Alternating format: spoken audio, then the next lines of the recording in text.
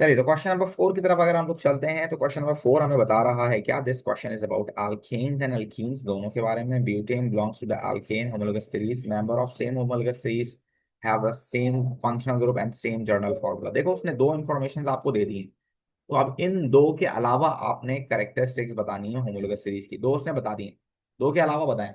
आप इसमें similar chemical properties वाली बात कर सकते हैं, आप इसमें डिफरेंस ऑफ CH2 वाली कर सकते हैं, वेरिएशन ऑफ फिजिकल प्रॉपर्टी वाली कर सकते हैं। तो उन तीन में से कोई दो लिख दें, सिमिलर केमिकल प्रॉपर्टीज और साथ साथ वेरिएशन इन फिजिकल प्रॉपर्टीज। ठीक है ना, variation in physical properties, variation in physical properties. Right every one of you, तो ये दो हो गई करेक्टरिस्टिक्स आपके पास। इसके अलावा नेक्स्ट क्वेश्चन की तरफ चलते हैं, तो देखें दोबारा से उसी तरह का सवाल आपके पास यहाँ मौजूद है। ठीक है, 4.1 shows the displayed formula of butane. अच्छा, इसको जरूर देखा करो यार, डिस्प्लेड या कंडेंस को। Explain how figure 4.1 shows the butane is saturated compound. अब इसके अंदर सारे सिंगल बॉन्ड्स हैं, इसलिए सैचुरेटेड है। आप ये लिखेंगे तो आपको नंबर मिल जाएगा। आप क्या बोलेंगे? Butane contains single bonds only. ठीक है ना, कार्बन कार्बन सिंगल बॉन्ड भी लिख सकते हैं, ऑल सिंगल बॉन्ड्स भी लिख सकते हैं, कंटेन सिंगल बॉन्ड्स, या all the bonds in butane are single bond, उसका भी नंबर आपको मिल जाएगा। Now they are asking for the structural formula, give the structural formula of butane. Structural फार्मूले के लिए अगर लिखने के लिए लाइन दी गई हो, इसका मतलब है वो आपसे कह रहा है आप कंडेंस फार्मूला लिखें। ये तो बहुत आसान है, ये देखें, इसका CH3 लिख दें आप, ये तो उसने बना के भी दे दिया है। इसका क्या लिखेंगे आप लोग? CH2 CH3। तो ये तो बहुत ही आसान है, उसने बना के दे दिया है, तो फिर तो फ्री का नंबर ही हुआ मेरे हिसाब से ये। उसके बाद वो कह रहा है कि नॉन एन C9H20, मैंने आपको बताया था चार पांच आपको बस याद करने हैं, उसके ऊपर वाला हमेशा वो आपको देगा। Is present in naphtha fraction from distillation of petroleum state one, use of naphtha. मैंने आपको बताया था नैफ्था का यूज सबसे इंपॉर्टेंट है, आप उसको लिख सकते हो raw material for feed stock, raw material for feed stock. ठीक है ना, ये आपको लाजमी याद करना है। इसके अलावा मैंने बहुत ही कम देखा है कि किसी और का वो यूज पूछे। मीथेन का पूछ सकता है, और वो आपके पास कुकिंग के लिए फ्यूल है, फ्यूल फॉर कुकिंग आप देख सकते हैं। अब देखो, when nonane is cracked, अब अगर आप ऊपर पूरा क्वेश्चन सही से नहीं पढ़ोगे, आप ढूंढते ही रह जाओगे नॉन एन है क्या चीज। तो प्लीज याद रखा करें, सवाल में इन्फॉर्मेशन होती हैं, इक्वेशंस होती हैं, सारी चीजें गिवन होती हैं, आप वहां उसको पढ़ सकते हैं। Cracked to form shorter hydrocarbon molecules are formed. Construct the equation for the reaction in which nonane is cracked and the only product is propane and ethene. बात खत्म हो गई। उसने बोला C9H820 को अगर आप तोड़ोगे तो सिर्फ और सिर्फ आपके पास दो प्रोडक्ट बननी है, प्रोपेन C3H8 और इथीन यानी कि C2H4। देख लो भाई, ये ईन है तो डबल होंगे, ये एन है तो डबल से दो ज्यादा होंगे। सही है, ये हो गया प्रोडक्ट। अब मसला ये है कि मुझे कार्बन तो बैलेंस करने हैं ना, उसके बगैर मेरा काम नहीं चलेगा, तब तक ये एक्सेप्टेबल नहीं हो। और आपको याद रखना है कि अगर नंबर ऑफ मॉलिक्यूल्स आप बढ़ा सकते हो तो सिर्फ और सिर्फ अल्कीन के बढ़ा सकते हैं, अल्केन के बढ़ाएंगे तो हाइड्रोजन बढ़ जाएंगे। तो देखें, अगर मैं यहाँ 3 लगाऊं तो इट इज 3 टू द 6, और ये 3 कितने हो गए भाई? 9 कार्बन हो गए, कार्बन हो गए बैलेंस, हाइड्रोजन कितने? 8, और 3 4 12, कितने हो गए? 20। तो खुद ब खुद ही ये बैलेंस हो जाएगी। ठीक है भाई, तो आप प्लीज इस बात को याद रखिएगा कि जब कभी भी आपको बैलेंस करना पड़ जाए तो आप याद रखिएगा कि सिर्फ और सिर्फ अल्कीन वाले मॉलिक्यूल्स को आप क्या कर सकते हैं भाई, नंबर ऑफ मॉलिक्यूल्स को बढ़ा सकते हैं, बाकी अल्केन्स को बढ़ाएंगे तो हाइड्रोजन में डिस्टर्बेंस आ जाएगी। सही है, बात समझ में आती है? So this is cracking. Now, next question is asking about what? Next question is asking about, बच्चों जरा देखिएगा इधर, क्या कह रहा है आपसे? ये कह रहा है propane reacts with chlorine in the presence of ultraviolet rays, substitution reaction है। Figure 4.2 shows a displayed formula of the reactants and products. Name the type of chemical reaction that take place. मैंने आपको बताया है कि ये दो नाम हो सकते हैं इसके, एक सब्स्टिट्यूशन हो सकता है और एक क्या हो सकता है बच्चों, एक फोटोकेमिकल रिएक्शन भी हो सकता है। फोटोकेमिकल रिएक्शन आप सिर्फ तब लिखोगे जब वो आपसे स्पेशली बोले कि यूवी लाइट की वजह से जो रिएक्शन हुआ है उसको क्या नाम देते हैं, तो उसका नाम आप फोटोकेमिकल रिएक्शन बोल सकते हो। एंड अगर उसने यूवी लाइट की बात नहीं की है उस सवाल में कहीं पर, तो आप फिर आप क्या बोल सकते हो भाई, आप उसमें बोल सकते हो कि ये जो है फिर ये क्या सब्स्टिट्यूशन रिएक्शन है। तो आप सवाल को और से देखते हो तो इसके अंदर यहाँ पर कहीं पर भी उसने क्वेश्चन में आपसे नहीं पूछा कि बताओ name the type of reaction which is occur due to the UV light, नहीं पूछा उसने, वो बोल रहे नाम बताओ खाली। तो जब वो नाम पूछ रहा है तो आपने सब्स्टिट्यूशन लिखना है। यहाँ कहीं पर भी आप फोटोकेमिकल नहीं लिखोगे, क्योंकि उसने यूवी लाइट की बात की है सिर्फ ऊपर।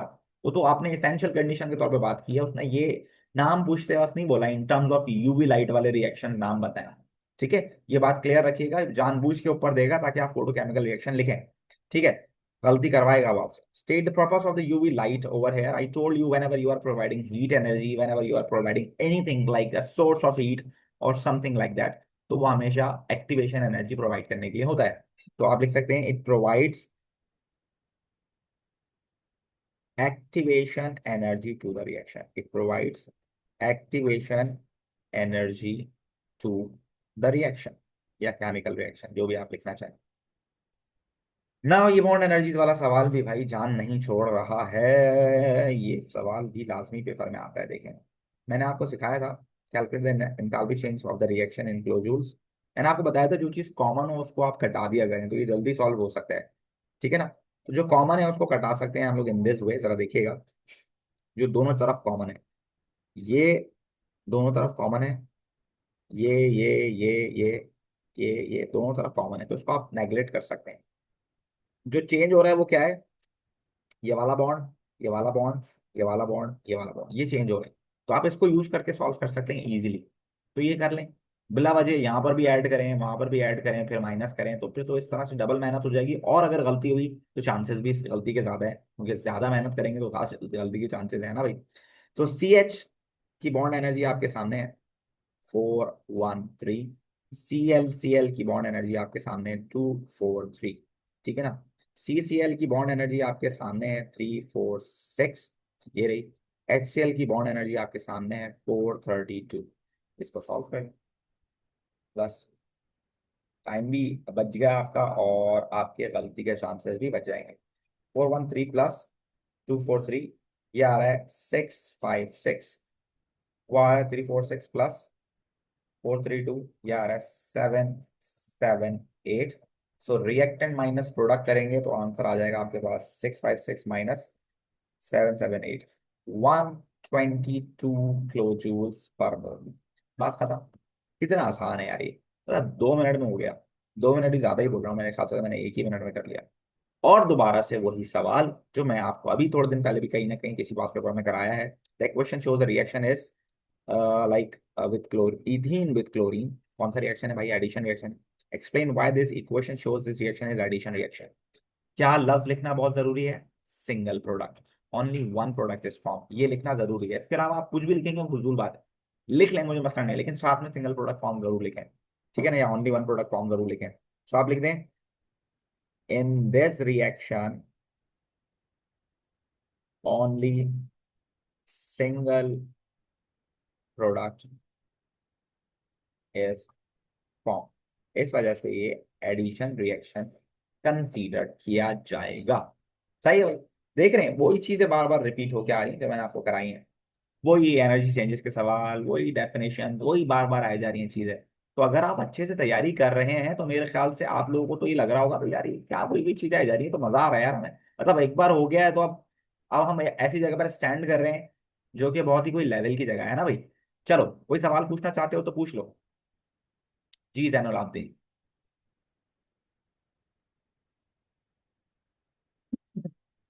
बोलो जैन। अस्सलाम वालेकुम सर। वालेकुम सलाम बेटे। सर ये पूछना था कि जो रीजन वाले सवाल होते हैं उसमें हम बिकॉज से आंसर शुरू कर सकते हैं। बिकॉज से आंसर शुरू कर सकते हैं, उससे क्या फर्क पड़ता है भाई। लेकिन मतलब आप कोशिश करें कि आंसर जो है ना, आप ऐसे शुरू करें कि आप अपने आंसर को फ्रेम करें। ठीक है, वैसे ही तो इंग्लिश का पेपर नहीं है तो इतना प्रॉब्लम है नहीं, लेकिन फिर भी जो हमारी मार्किंग स्कीम पॉइंट्स होंगे अगर वो आपके आंसर में मौजूद होंगे तो उसको बिल्कुल फर्क नहीं पड़ेगा कि आप बिकॉज से शुरू कर रहे हैं या फलां से शुरू कर रहे हैं। कोशिश ये करें कि आप अपने आंसर को अच्छा सा फ्रेम करें ताकि एक आपका अच्छा इम्पैक्ट जाए। सही है। सही है सर। और ये एंथैल्पी चेंज वाले सवाल में अगर हम वो मतलब माइनस मतलब वो अगर हम डायरेक्ट करते हैं तो उसमें हम मतलब मार्क्स ब्रेक डाउन कैसे होंगे फिर। अगर आप डायरेक्ट करते हैं तो फिर आपको ये सारी चीजें निकालना पड़ेंगी ना, दो कार्बन कार्बन के बॉन्ड नहीं हैं। नहीं मतलब जैसे आपने रिएक्टेंट और प्रोडक्ट का कैंसिल कर दिया और फिर जो कम कम लेके किया ना तो उससे मार्क्स कैसे ब्रेक डाउन होगा, मतलब कम मार्क्स? पर मैं मार्क्स तो समझ तीन नहीं आ नंबर ही रही। आपको मिलेंगे भाई। एक नंबर इसका मिलेगा, एक नंबर इसका मिलेगा, एक नंबर माइनस करने का मिलेगा। आप चाहे ब्रेक डाउन करके करें, चाहे ब्रेक डाउन नहीं करके करें, तब भी एक एनर्जी एब्जॉर्ब, एक एनर्जी रिलीज और एक टोटल डिफरेंस है। ओके सर, सही, थैंक यू। के तीन नंबर ऐसे ही मिलते हैं। जी ख्वाजा थैंक मास, यू। बोलिए। हीर क्या करिए, बड़े बोलो। सर इस क्वेश्चन पेपर में कितने क्वेश्चंस हैं? यार जीसी का जो पेपर होता है ना, ओ लेवल्स का, इसके अंदर 9 से 10 क्वेश्चन होते हैं, जबकि आईजीसीएससी में 6 होते हैं। ओके। जी आराम। सर आपने एक दफ़ा ना एक तरीका बताया था उनका, जब जो जब कंबस्शन किया जाता है किसी भी एल्केन का, तो उसमें उन्होंने एक ट्रिक बताई थी कि उसको मतलब बैलेंस करने के एक पहले स्मॉल कार्बन तरीका। करें, फिर हाइड्रोजन, फिर ऑक्सीजन। और सर बाज़ औक़ात ना मेरा बैलेंस करते हुए बहुत इशू होता है, मतलब बाज़ औक़ात ना पता ही नहीं लग रहा होता कि कैसे इतनी जल्दी जल्दी करूं। यार पैटर्न मैंने आपको सिखाया हुआ है वैसे तो। पहले कार्बन करो, फिर हाइड्रोजन करो, फिर ऑक्सीजन करो। और अगर ऑक्सीजन बैलेंस ना हो रहा तो आप उसको मतलब फ्रैक्शन में भी लिख सकते हो। और अगर आपका नहीं दिल चाह रहा फ्रैक्शन में लिखने का, आप फ्रैक्शन में लिखने के बाद पूरी इक्वेशन को 2 से भी मल्टीप्लाई करा सकते हो। वो अच्छा ये भी है हाँ, मुझे मैंने एक दफ़ा देखा था स्कूल में। ठीक है।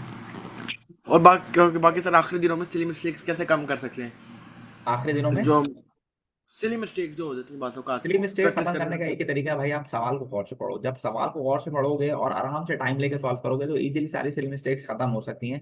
हाँ, लेकिन उसके लिए ये भी याद रहे कि आपकी सारी चीजें स्ट्रांग होनी चाहिए। अगर आपके कॉन्सेप्ट स्ट्रांग नहीं है तो फिर सिली मिस्टेक्स तो होंगी।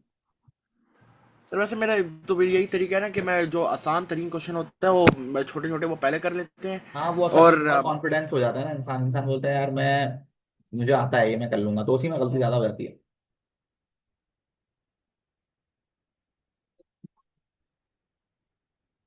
ठीक है भाई। चलो नेक्स्ट क्वेश्चन की तरफ चलते हैं हम लोग। तो मैंने आप लोगों के लिए सारी सेटिंग बनाई हुई है यहाँ पर। मैंने आप लोगों के लिए सारी डेज और एयर्स लिखे हुए हैं। तो इंशाल्लाह जितनी भी चीज़ें हैं वो हम अपने प्लान के हिसाब से चला रहे हैं। बाकी जितना होगा ऐसा आप और इंशाल्लाह आपके लिए करेंगे। नेक्स्ट क्वेश्चन करते हैं।